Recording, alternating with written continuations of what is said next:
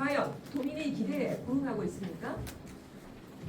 오랜 기간 이어진 민주당의 일당 독점 구조 속에서 각 자치단체장을 둘러싼 각종 부패 의혹과 논란은 끊임없이 반복되고 있습니다. 그럼에도 민주당은 책임과 반성보다는 기득권에 안주한 채 오만한 정치 행태를 이어가고 있다는 비판을 받고 있습니다. 특정 정당 중심의 정치 구조가 장기화되면서 견제와 균형은 무너졌고 지역 곳곳에서는 행정의 투명성과 책임성에 대한 도민들의 우려가 점점 커지고 있습니다. 이제 전국 정치에서도 건강한 경쟁과 강한 견제가 필요합니다. 네, 군산시장 후보 이주원입니다. 계속 이어서 읽겠습니다. 견제받지 않는 독점 권력은 결국 부패해지며 건강한 경쟁이 사라진 정치 구조에서는 행정의 투명성과 책임성 역시 약해질 수밖에 없습니다. 이러한 독점의 결과는 끊임없는 부패로 이어지고 있습니다. 부패 의혹이 가득한 자치단체장들을 민주당은 그대로 다시 공천하면서 어떠한 사과나 반성의 말도 없었습니다. 그럼에도 이재명 대통령의 국정 운영 성과 뒤에 숨어 공짜로 당선증을 지겠다고 전북 도민들을 속이고 있습니다. 도민 여러분, 이제는 바꿔야 합니다. 썩은 똥 막대기라도 민주당 공천을 받으면 당선이라는 전북 민주당의 이러한 작태를 이제 더는 보고만 있을 수 없습니다. 조국 혁신당 표제로 전북 선대위는 전북 혁신 정책을 준비하고 있습니다. 다음 기자회견에서 발표할 예정입니다. 이번 지방선거는 후보자의 자질과 도덕성, 책임감, 그리고 과거 행적까지 꼼꼼히 검증하는 과정이어야 합니다.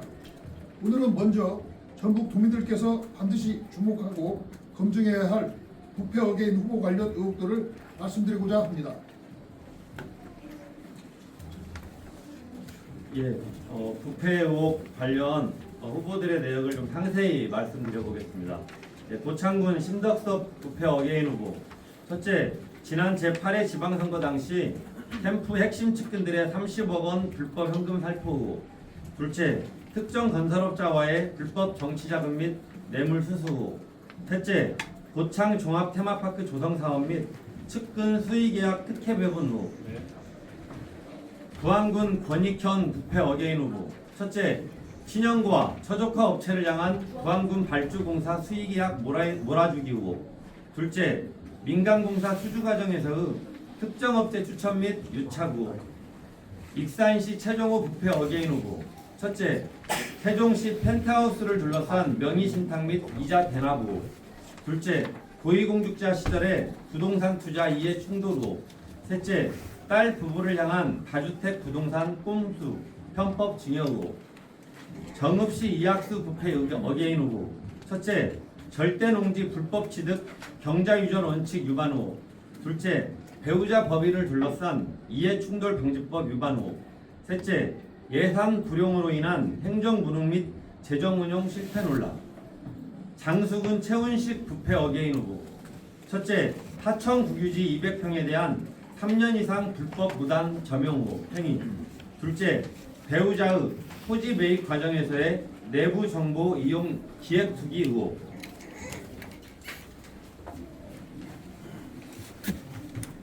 조국 혁신당은 부패와 특권의 정치를 끝내고 본인의 삶을 바꾸는 새로운 정치를 만들겠습니다.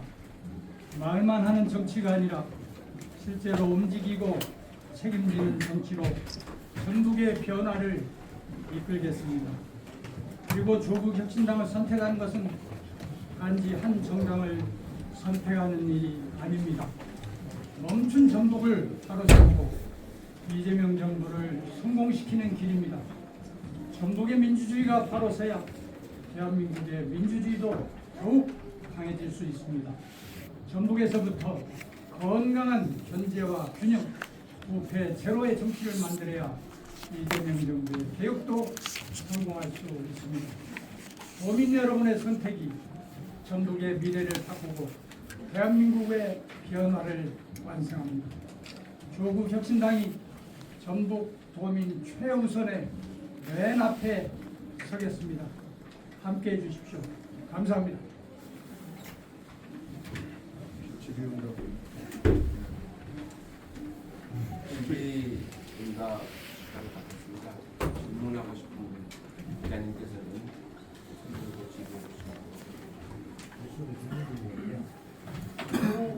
제기하셨는데 사실로 판정 나온 분이 있나요? 관련해서는 대표님께서 말씀해 주셨죠.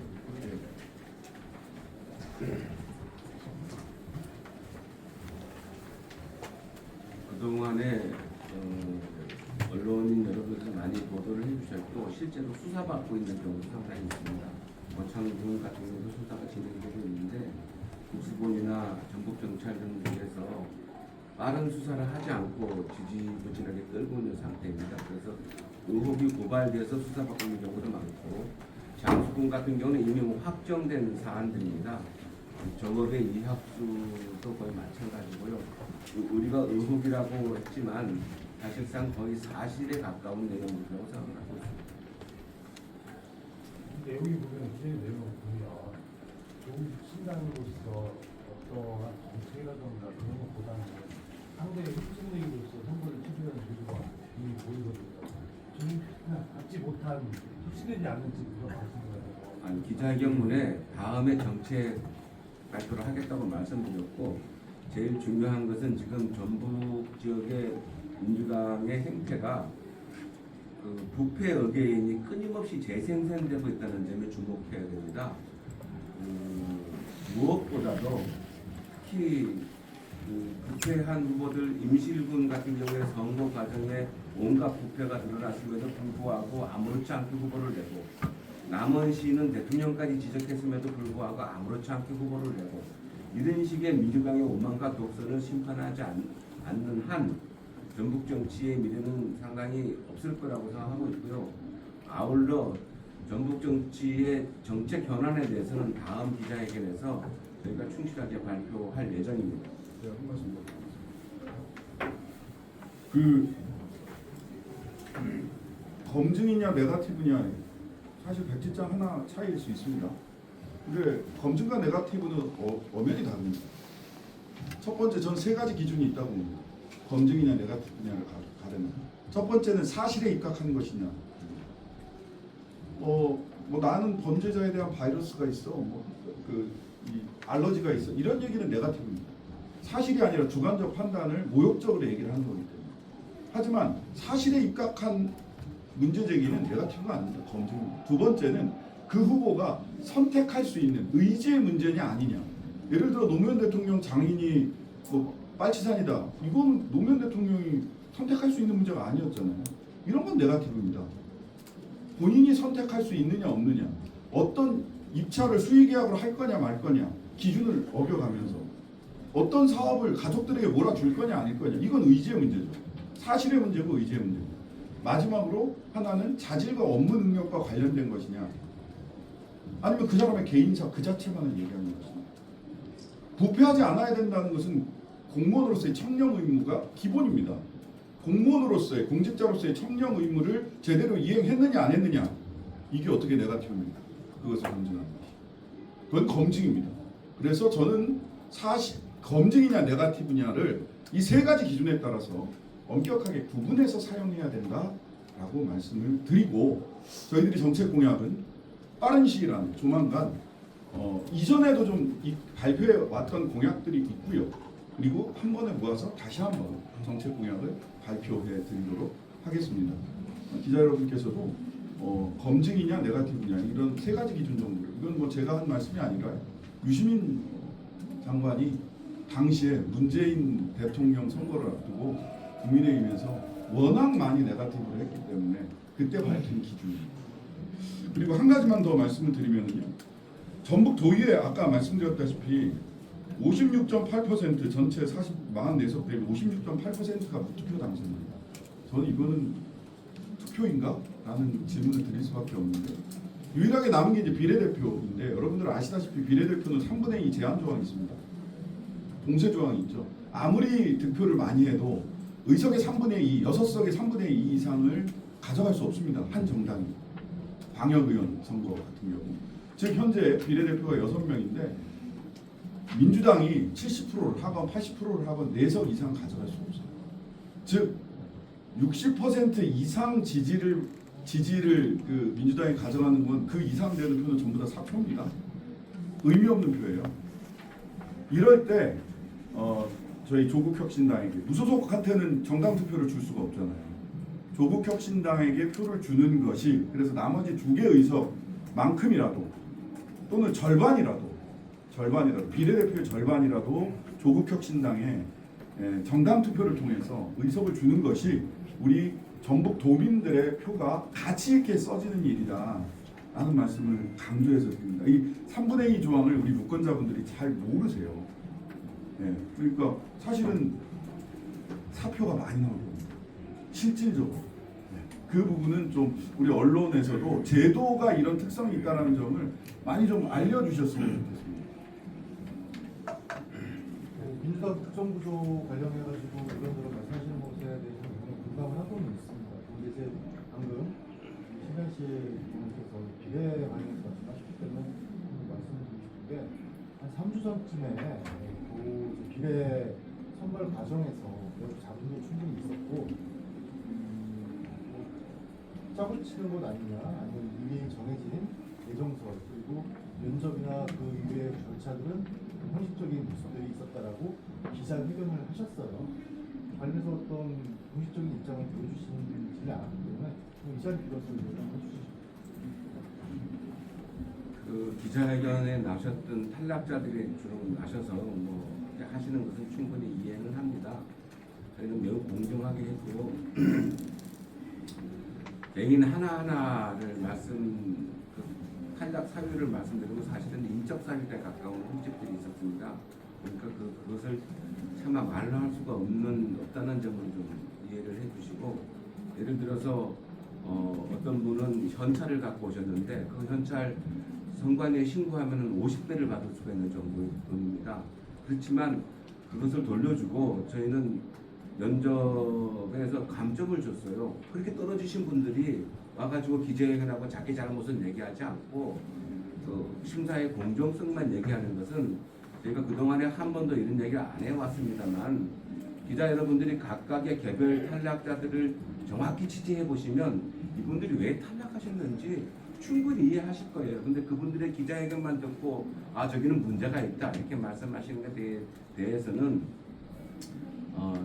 저희는 공당으로서 굳이 개인의 여러 문제에 대해서 굳이 발표하지 않는다.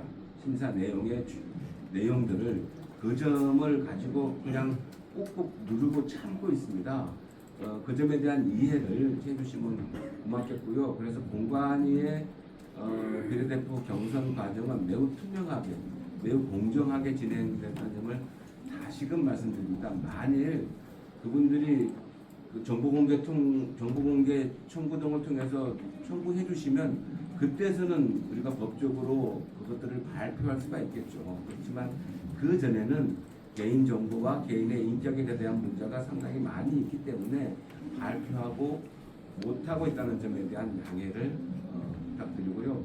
그 다음에 그 무투표 당선 관련해가지고 저희가 민주당을 포함한 그 여러 그 광장연대의 정당들이 그 광역의회 선거에 있어서 그 선거제도의 소선구제를 지향하고 중대선거구로 바꾸자고 합의까지 했는데도 불구하고 지난 정개특위에서 민주당은 이 합의문을 철저히 짓밟고 그 모든 것을 무력화시켰습니다.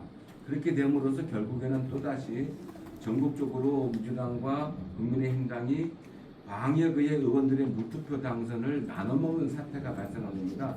여기에 다른 소수 정당들이 힘을 쏟지 않았기 때문에 무투표 당선이 많아졌냐고 말씀하지 마시고 그 정치개혁 특위에서의 민주당과 국민의힘당의 짬짬이가 얼마나 지역불뿌리 민주주의를 훼손시키고 있는지에 대한 지적들을 언론에서 꾸준히 해주시면 다음 지방선거에서는 조금 더 달라질 수 있는 계기가 되지 않을까 생각하고 있고요.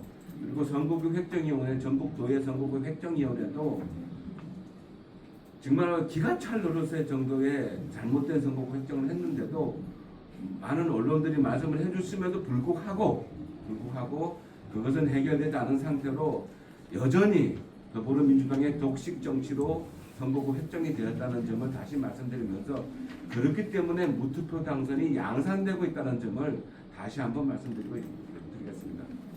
언스티비 영수경 기자입니다. 네. 부당현장 대시 드리고 싶은데요. 내란 고발 기자에게 나섰습니다. 고발하니까 내란 공조고 조사하시더라고요. 네. 근데 불기소가 나왔고 페이스북에 사과를 했다가 글을 삭제하신 것 같고요. 좀 관련 입장 다시 한번 말씀해 주시면 감사하겠습니다. 페이스북에 사과를 했는데요. 너무나 많은 언론에서 저한테 전화가 와가지고 이거 오래 걸어두고 있으면 큰 오해가 생길 수 있겠다. 저는 개인으로서 사과를 했습니다. 내란 고발 기자회견을 했는데 중앙당과 협의 결과 중앙당에서 고발에 대해서 매우 신중한 태도를 취하라고 부탁을 하셨고, 그래서 저희 조국혁신당 전북도당은 고발을 진행하진 않았습니다. 그리고 있는 차에 다른 쪽에서 고발을 한 것 같아요. 그래서 무혐의를 받았길래 여기에 대해서는 개인으로서 한마디는 해야 되겠다. 우리 당 차원이 아니고 개인 차원으로 올렸는데 이게 발칵 뒤집어졌습니다. 중앙 기자들은 물론이고 지역 언론의 기자들까지 끊임없이 전화가 와서 이거 계속 걸어놓고 있다가는 너무나 많은 오해가 양산될 수 있겠다 싶어서 내렸습니다. 근데 공당으로서라는 그 감정을 하셨어요. 편에서. 근데 어쨌든 공당 위원장님 그 사과문을 올린 것 자체는 개인으로서 하기에는 조금 그렇지 않나요? 우리 전북 도당 입장에서는 그 전에 회의를 했는데 전북 도당 입장에서는 사과를 하지 않기로 했습니다. 그래서 제가 곰곰이 생각하다가 도당위원장 개인으로서는 김관영 전 지사에게 사과할 필요는 있다고 말씀드렸습니다. 직무정지. 현지사. 네. 직무정지. 네.